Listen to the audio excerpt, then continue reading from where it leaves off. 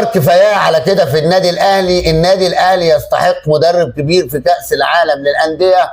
بيراميدز كالعاده بينهي ماتشاته بدري بدري ويكسب الجيش الملكي 4-1 ويضع قدما في نصف نهائي دوري الابطال للمره الاولى في تاريخه.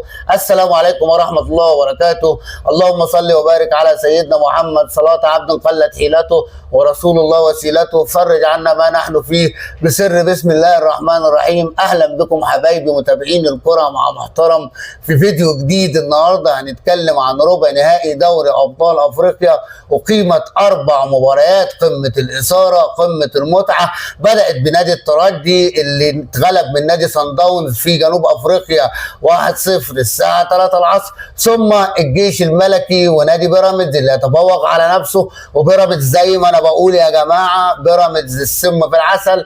السنين العجاف خلصت وجاري حصد بيراميدز للالقاب. ثم مباراه مولوديه طهران الجزائري امام اورلاندو بايرتس جنوب افريقي. قدر اورلاندو بايرتس يكسب مولوديه طهران في الجزائر 1-0 ويضع قدما في نصف نهائي دوري ابطال افريقيا. لكن الحدث الاهم والمباراه الاهم والكلام كله على مباراه النادي الاهلي والهلال السوداني. النادي الاهلي ومستر مارسيل كولر النهارده بدا بتشكيل 4-2-3-1.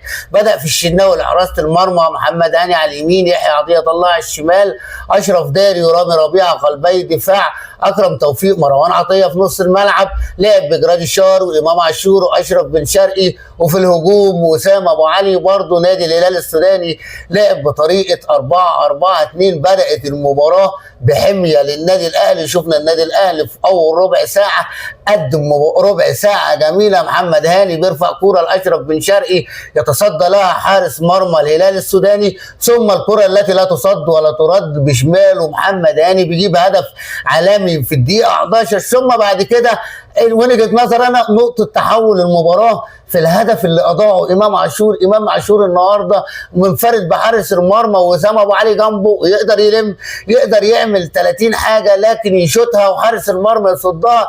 امام عاشور في الفتره الاخيره لازم يبقى عندك يا امام انكار للذات. لازم يا امام تلعب للفريق ما تلعبش لنفسك. امام بقى له فتره بيلعب لنفسه في الملعب.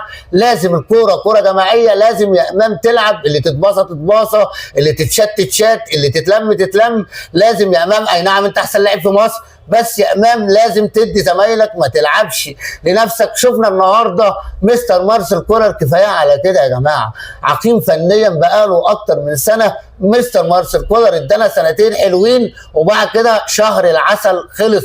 ما شفناش النهارده اي مشجع اهلاوي تقول له النهارده يقول لك هو ليه بيتاخر في التغييرات. اول تغيير للنادي الاهلي في الدقيقه 73 لما تسحب وسام ابو علي وتسحب اشرف بن شرقي وتنزل حسين الشحات وتنزل عمر كمال، كان من باب اولى من اول تغيير تخرج وسام وتنزل حسين الشحات وتلاعب جراديشار مهاجم بدل وسام ابو علي. المفروض كل الناس قالت يعمل كده. انت حضرتك مش شايف الملعب بره ضربت لنا تغييره في تغييرتين ليه؟ فين قفشه؟ اما اجي اتسنق انا كمدرب لازم اجيب البلاي ميكر بتاعي. قفشه كان بيسخن بره، ما نزلتش ليه قفشه؟ قفشه عقل مدبر في النادي الاهلي. النهارده اما نقول مستر مارسيل كولر ما كانش شايف المباراه كفايه كده في النادي الاهلي. لاول مره نشوف النادي الاهلي بسكواده الكامل. اي نعم النادي الاهلي من 5-3 ما لعبش مباراه رسميه، لعب مباريات وديه. شفنا ده تاثيره على اللعيبه النهارده في ارضيه الملعب. لعيبه النادي الاهلي ما عندهاش حساسيه المباريات، ما عندهاش الكره الثانيه. شفنا الاهلي فقير فنيا. فين اللعيبه اللي بتحدث الفارق؟ ما شفناش حد عمل الفارق. اشرف بن شرقي ولا علي ما عملش الفارق، امام عاشور ما عملش الفارق، جراديشار ما عملش الفارق، وسام ابو علي ما كانش موجود اصلا في المباراه. ما شفناش وسام ابو علي النهارده. شفنا اكرم توفيق عمل مباراه حلوه النهارده. شفنا مروان عطيه ومسمار نص الملعب. شفنا محمد هاني سبب الهدف وسبب الفوز.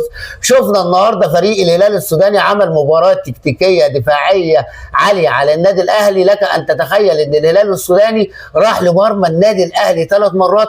كوره في اخر الشوط الاول انقذها محمد الشناوي، كوره ثانيه انفراد عدت على العارضه، كوره في الدقيقه 65. ودفاع النادي الاهلي اصبح كارثه. ما حدش ملا مكان محمد عبد المنعم لحد دلوقتي، مع احترامي رامي ربيعه واشرف داري، لكن محمد عبد المنعم ساب في الدفاع فراغ كبير في النادي الاهلي. النادي الاهلي قدم النهارده مباراه متوسطه فنيا. لقاء العوده الثلاث القادم الساعه 9 مساء في موريتانيا، بعد ما الاتحاد الافريقي رفض اقامتها في ليبيا. الجماهير السودانيه هتبقى اكتر في موريتانيا. النادي الاهلي عودنا تحت الضغط انه دايما بيطلع اقوى. ممكن النادي الاهلي يروح يلعب هناك مهاجم للساعه 6 المباريات مع اللعيبه.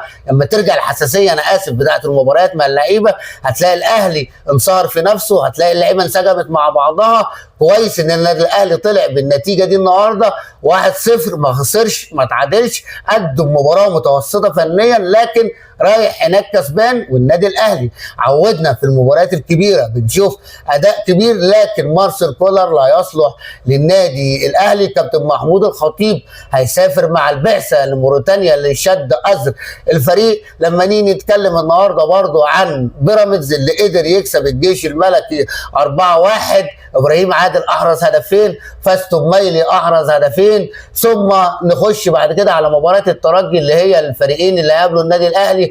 الترجي خسر في صن داونز 1-0، لكن لقاء العوده في تونس هيبقى لقاء مرتقب، هيبقى لقاء قوي. الترجي على طول كعبه عالي على صن داونز. انا اتوقع ان الترجي ممكن يعمل مباراه كبيره قدام صن داونز. لسه هنشوف الثلاث القادم ما هترسي عنه ربع نهائي دوري ابطال افريقيا، مين مع مين ضد مين. الف مبروك للنادي الاهلي، الف مبروك لعشاقه، الف مبروك لجماهيره، الف مبروك لمجلس ادارته. بتقولي لي بتقول الف مبروك؟ بقول الف مبروك. كويس ان الاهلي النهارده طلع بالمكسب. جماهير النادي الاهلي تستحمد ربنا النهارده. الاهلي لعيبه النهارده، الاهلي كانت في عيد، اللعيبه واكله كسكسي واكله فطير مشلتت، اللعيبه ايه داخله كده شاربه خل. لعيبه النادي الاهلي النهارده داخله مش شايفه، ما شفناش اداء ولا كره ثانيه ولا سبرنتات، ما شفناش النادي الاهلي هو. فعشان كده بقول ان جماهير النادي الاهلي لازم تبقى فرحانه بالمكسب، مكسب مش وحش. هنشوف النادي الاهلي اقوى هناك. الاهلي هيكسب الهلال السوداني في الهلال السوداني. الاهلي لما يتحط تحت ضغط لعيبه كبيره ولا تعالي. نتمنى التوفيق للنادي الاهلي في القادم. شكرا لكم، سلام عليكم.